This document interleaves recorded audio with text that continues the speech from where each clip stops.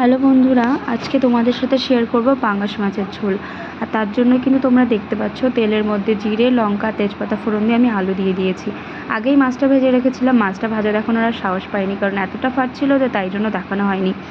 তো এবার আলুটাকে একটু ভাজা ভাজা করে নিলাম, তার মধ্যে দিয়ে দেবো পেঁয়াজটা। পেঁয়াজ আর আলুটা এবার একসাথে আর একটু নেড়ে নেবো। একটু লাল লাল হয়ে গেলে পেঁয়াজটার কালার চেঞ্জ হয়ে আসলে ওর মধ্যে আমি অ্যাড করে দেবো টমেটো কুচিগুলো। তারপরে ওটাকেও আরেকটু নাড়বো। টমেটো, পেঁয়াজ আর আলু একসাথে ভাজা করব। টমেটোগুলো একটু নরম নরম হয়ে আসবে, একটু ভালো করে ভেজে নিতে হবে, কারণ টমেটোগুলো নরম হওয়া চাই। তারপরে নরম হয়ে গেলে ওর মধ্যে দিয়ে দেবো একটা মশলার পেস্ট, যার মধ্যে ছিল জিরে, আদা আর রসুন, আর ছিল কাঁচা লঙ্কা। তো এইগুলোকে দিয়ে ভালো করে নেড়ে নিয়ে ওর মধ্যে আমি কিছু গুঁড়ো মশলা অ্যাড করব।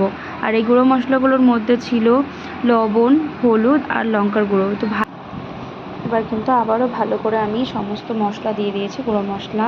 এবার এগুলোকে কিন্তু আমি ভালো করে কষাবো। আর একটু জল দিয়ে দিয়েছি, জল দিলে কিন্তু মশলাটা কষাতে সত্যি খুব ভালো হয়।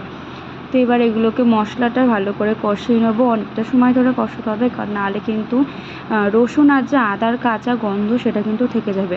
তাই জন্য কিন্তু অনেকটা সময় নিয়ে আমি মশলাটাকে কষিয়েছি আর পুরো জলটা শুকিয়ে নিয়েছি।